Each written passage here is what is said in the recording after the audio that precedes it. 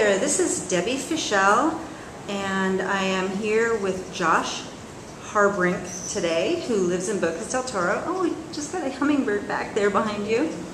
And Josh is an expat living here in Panama, and we're going to find out a little bit about what he does. So tell us, Josh, where are you from and how did you end up in Panama? Well, I'm actually from Amsterdam. I was born down there and lived in the States a bunch. I've been around a lot, traveling back and forth. I've been in Panama for a few years now, back and forth a lot between the States and here. I originally came to start an eco-adventures company out on the coast of Colón in Costa Rica, near Portobello. So I spent a good while out there bushwhacking through the jungles and getting a small business going. And eventually broke off from that and started to seek out some opportunities to actually get my own thing going here. So we've been developing a few different little projects and trying to get a good footing here and make a living of it. You know?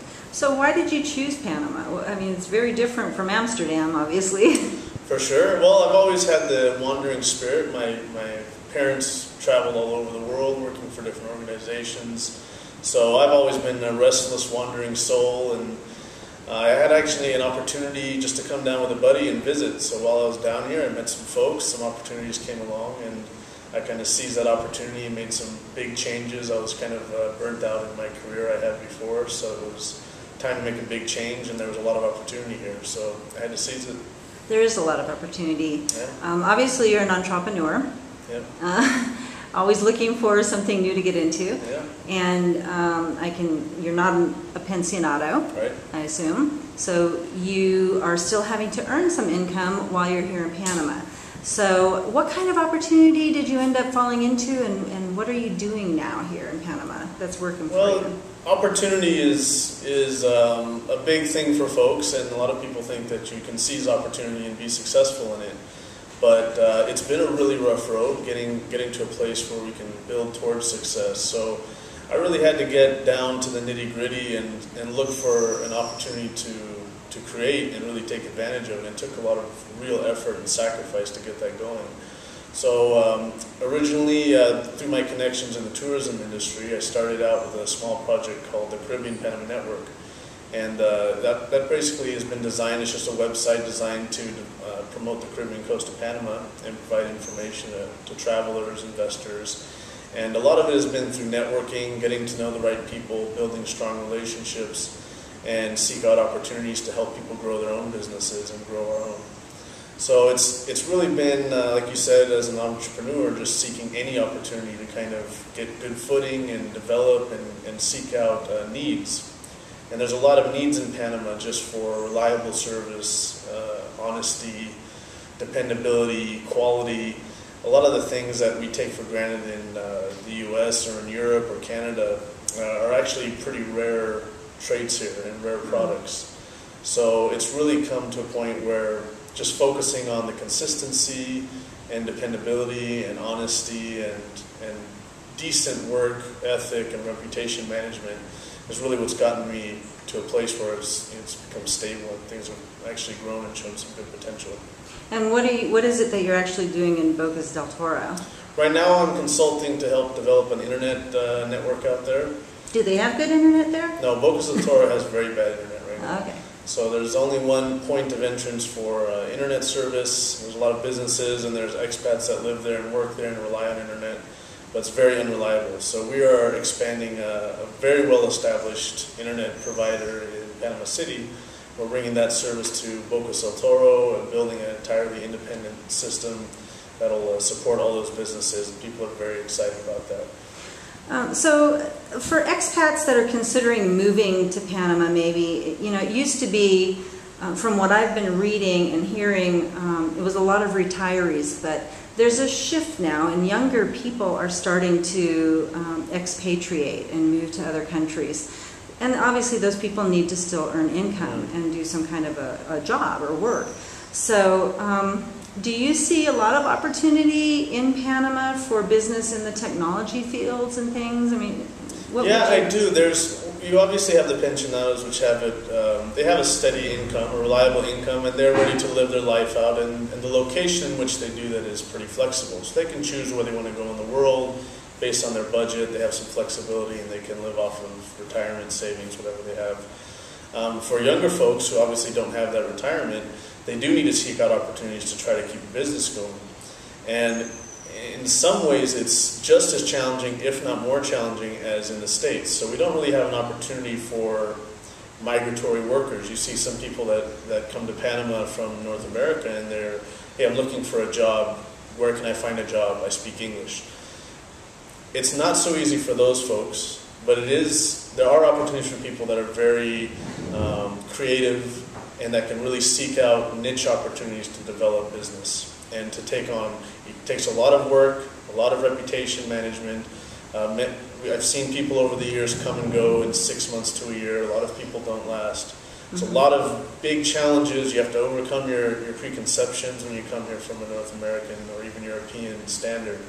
So it's not the land of opportunity, but there is opportunity. And if you can identify niche industries and niche networks, or even create your own niches, like we did with the Caribbean Panama Network, we identified a region that really was not at all being marketed and had a huge amount of potential. And so through our own sweat and blood and our own personal time investment, we've been able to build a presence that hasn't paid off yet, but it's something that is growing, and we know that eventually here that'll get enough momentum going, and we've really seized that opportunity. So if you're just looking for a job, it's difficult to get a job in the States right now, and it's probably going to be more difficult to get a job here. There's a lot of restrictions on work permits, work visas, on the amount of employees the companies can have that are expats. So if you want to do things properly and you really want to build a good base, it's not so easy just to show up and get a job. And I would assume there are some challenges just being in Panama. Like, for example, do you speak Spanish, and did you when you moved here? I would think that could really hinder you if you were not Spanish speaking. Is that true? Yes, for sure. There are some communities, there's some beach communities. We're in Boquete right now, and there's folks that have been here, in Bocas even, that have been here 14, 15 years and plus and still haven't learned Spanish. So there are some ways to get around that. If you're young and you're trying to develop something and you need to rely on the local industry to develop a business, to do anything like that, you've got to get in not just learn the language, but you need to become integrated in the culture. So I had the unique opportunity of ending up in the jungles with no one speaking English and a dictionary. And I had Dutch as my original language, English as my second, so I had good language comprehension, and I learned it pretty fast comparatively. But my key was to first learn the accent, then learn the street lingo, and then learn Spanish. Yeah. And that is really what makes it possible for me to be successful with the community, because I can relate to the people that I'm dealing with. And there's people that have learned proper Spanish and still can't properly commute with Panamanians. Panamanian Spanish is very different than a lot of other Spanish. So it's not just learning the language and getting in the flow. It's really about getting into the culture, connecting with people, being approachable, and building relationships with locals as well. Another question I have, just give me your opinion on this. For foreigners that are coming here and maybe starting a business of their own, would you recommend businesses that cater more to the expat community because maybe they are looking for that quality and reliability from back home that they had? Or do you think that in Panama, you've been here a few years, the middle class is said to be growing pretty quickly in the local communities? Is there a demand for businesses that cater to the Panamanian people as well? Yeah, I would say that's definitely a good point on both parts. I work really with a focus on business philosophy. So I focus a lot on the philosophies that guide how I do business. And those are what we kind of take for granted as far as, you know, like I said earlier, honesty, dependability, consistency, these basic things that we kind of take for granted. And those things are really appreciated, obviously, by the expat community. And they identify that, and that word spreads very quickly. So there's a huge market there if you can identify services that people really need, that you can actually provide, that word travels very quickly in different forums and communities, and you can grow your reputation, your business very quickly. And there is also, like you said, this middle-class Panamanian group that is appreciating that higher level of service than what they're used to. It's service and productivity is a big problem here. So there are people that can afford these services, and they appreciate that on two counts, of course, for the quality of it, but there's also a certain trendiness to it. So working in marketing, Panamanian businesses are finally starting to catch on to web development and contemporary marketing approaches as far as business development, and also business practices and technologies and all these things. So there's definitely a migration of these common business practices that are coming from North America and Europe, and that are starting to really get a good foothold here. So there's still a lot of competition in these. We have a lot of people, young folks that come up, and people want to undercut prices, and there's people that have, web development. Most people can develop a WordPress website, but it takes someone with real actual ability and experience to do it properly and to really get a higher level. So you have to be careful in the services you're providing, really identify your markets, and really construct your whole approach to business around that. So when you came up with a fee structure for your services here in Panama, were you able to do something similar to the U.S. or Europe, or because of the lower cost of living in Panama, do you have to charge less to be, within that parameter? For what we provide, we're probably a little bit less than North America, but actually I would say it's probably not by much. So I had a lot of resistance on any project I've been involved in. This has always been a point of contention about pricing, even with the Eco Ventures business. They said Panamanians won't pay for it. You're only going to get rich expats. I had no problem with that. I had a huge amount of Panamanian clientele, no questions about pricing. I priced it at a very reasonable, internationally relevant pricing structure for our services, and people paid for it. The price is what you pay, the value is what you're getting. Right. And so anybody that identifies that, regardless of where they're from, and there are Panamanians that identify that now, they know that the value is what they're getting out of that, and they're willing to pay that price to get that higher level of service or product. Right. So it's the same thing with everything else we do. We focus on producing the highest quality that we can provide, and we price it out fairly for that. We're very transparent in how we do everything, and people appreciate that, and it's taken us somewhere. So you're saying the old adage is true, you get what you pay for here. I think it is. And people appreciate that. Yeah, we have folks that we deal with, and they come and go. They want to look for something cheaper, they get something cheaper.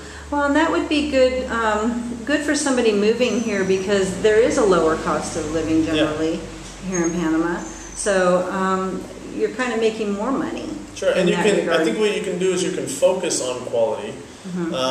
Even if you're not making more money overall, you have a lower cost of living, so you can have a relatively more decent quality of life, even if you're still just getting by as far as, if you're looking at the actual dollar comparison to the States. So you can still get by on what you might barely survive on the States, but you're actually doing a little bit better here. You're able to afford food, but the prices are moving a lot, so you have to adjust for that. So speaking of quality of life, what is it like living in Bocas del Toro? What do you like? What do you miss? I've only been in Bocas for a little while. I'm there specifically on a project. I started there working on it. We'll be wrapping it up in a few months, hopefully. I've lived all over Panama, multiple places on the Caribbean, Panama City. I've traveled and visited everywhere. Bocas del Toro is primarily, it's a Caribbean island town. There's a lot of surfers, backpackers. There are some nicer high-end things there. A lot of it depends on what type of environment and climate you like. My personal favorite place is Boquete. I don't like to tell too many people that because I want people to not come here necessarily, I like that it's quiet and it's a nice environment. And just helps at the beautiful scenery. For sure. All the hummingbirds behind you. Yeah, so you happen to catch me kind of in my natural habitat, I guess, So for me, I lived in the Pacific Northwest a long time. Okay. I don't mind the drizzle. I like cool air. I like mountains. And a lot of people really love the beach, and they want to be out there on the beach all the time. And I love visiting it, but for me, I have that access wherever I am. Panama has such a great mix of climates and environments. From here, Boquete, you can drive an hour and a half when you're on the Pacific. You can take the shuttle, easy ride, $30 to Bocas, and $30 to get over there. So you have that access to whatever kind of climate you want, really. And it's really convenient. Yeah. I actually have to wear a sweater up here. I'm a little chilly. Yeah. But I say the same thing. It's only an hour and a half from my beach town to drive up here. And I have the thick Dutch skin, so you know it helps out a little bit for me. It's easy enough. Okay, so tell me about some of your plans. Are you going to stay in Panama? Do you see a future here?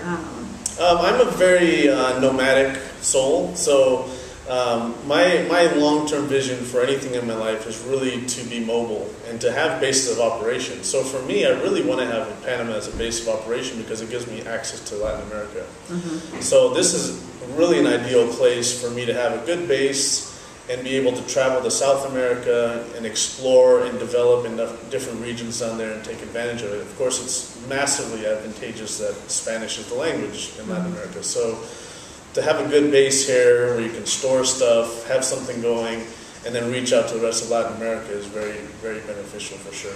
Well, you know, it's nice to be in a place like Panama where the economy is actually growing. Yeah. You know, and growing at very fast rates. Yeah. With the expansion of the new canal just about ready to open, it's just going to be even better. Yeah. So it's a great place to come and start a new business. What are a few businesses that you think, looking around, would be worth people looking into if they're thinking of moving to Panama and maybe starting a business?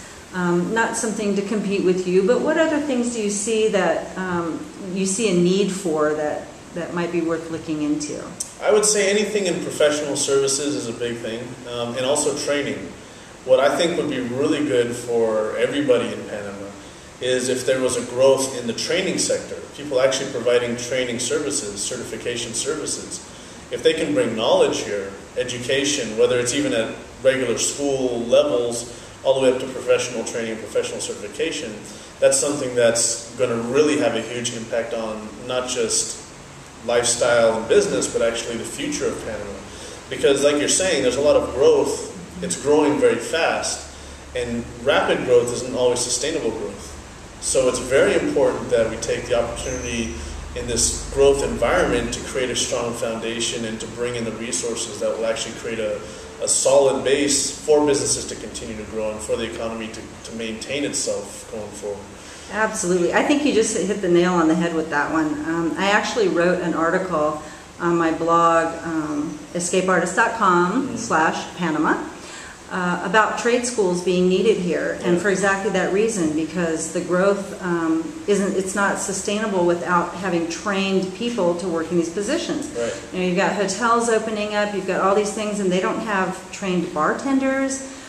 They need welders. Carpenter, all these kinds of trades that go along with a growing economy. There's no training here for it. So I think that's fabulous if people could do something like that. Huge opportunity there. Yeah, and like I was saying, it's not the best place for people to come just to look for a job. Mm-hmm. But if you have received training already, there's a lot of folks in the States that have already their bachelors, have degrees and certifications, and are having a hard time finding a job. If you can bring your knowledge and share your knowledge and share that with other people and train people to learn what you've already learned, then you're actually passing on something that's valuable, and you're filling a niche opportunity that's out there right now that's really needed. Absolutely. And I remember reading that the government was even considering offering subsidies or things to help get trade schools and stuff like that opened up here, because it is needed. So that would be something worth looking into for people as well. Yeah.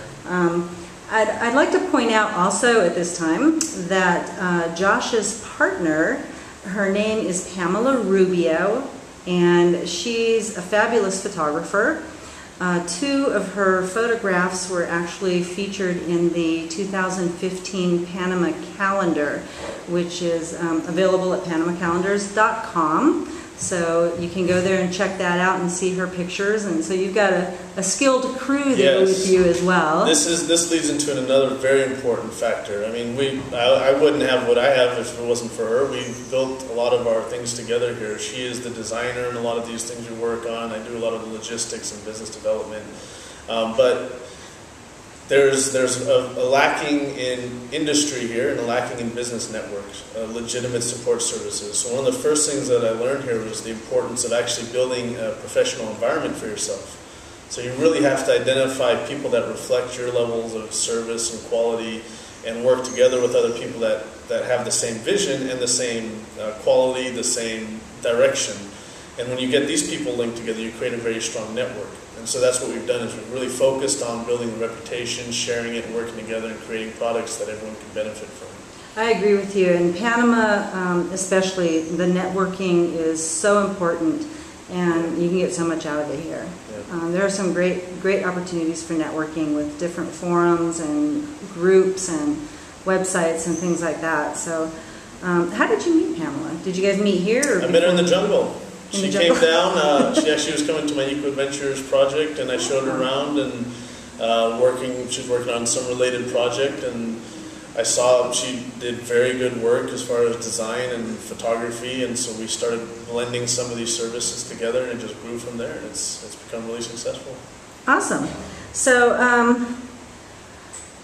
you're planning on staying here, maybe moving around. This is going to be your home base. Panama's great. Any last pieces of advice you would like to give to our listening audience that might be considering moving to Panama?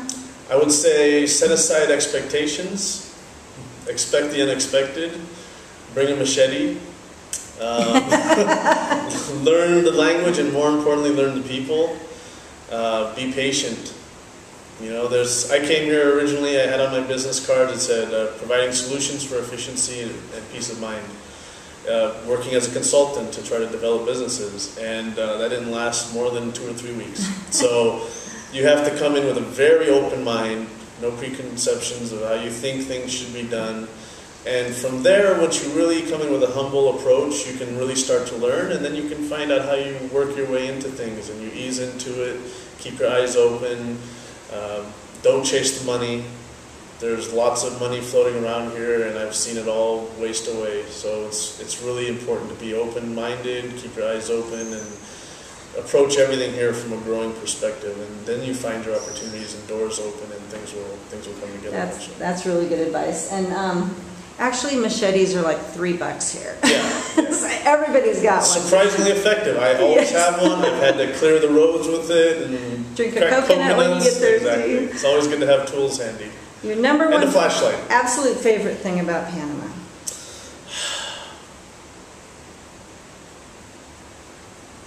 Adventure. There's always something.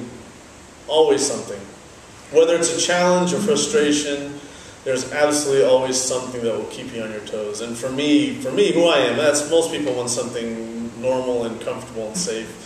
For me, I like that challenge. I like to always have something surprising on the road, in a business transaction, anything. I don't mind the challenges so much because it keeps life interesting. So cool. It's always an adventure, and that's all you can think about it. Otherwise, you end up going a little crazy. Probably. And is there one or two things you could say that you really miss that you don't find here? I would say probably the level of cleanliness up in North America, much of Europe. And that's slowly changing here. But it took generation in North America to get recycling going and everything else, and it's starting to happen here. It's taking root.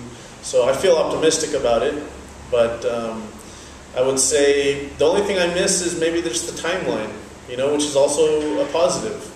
Panama's a little bit behind the curve, and they're making their progress, as any society does as it grows, and it's getting there. But it's nice to, I go back pretty frequently, and it's nice to be back up in the States or in Europe and get back in touch with the ones that are ahead of the curve a little bit. Yeah, well, knowing where the curve is going is a great advantage in a place like this, because you can look at things back home and go, this would really be useful down in Panama. Yes. And don't reinvent the wheel, just take what's working somewhere else and bring it here where it's now needed. So I want to thank you very much, Josh, for coming and talking with me today.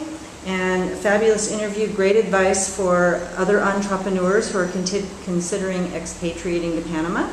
And you can find Josh at Caribbean Panama Network. Caribbean Panama Network. And thank you very much. All right. And have a great weekend. It's a pleasure. Thanks. Okay, bye-bye.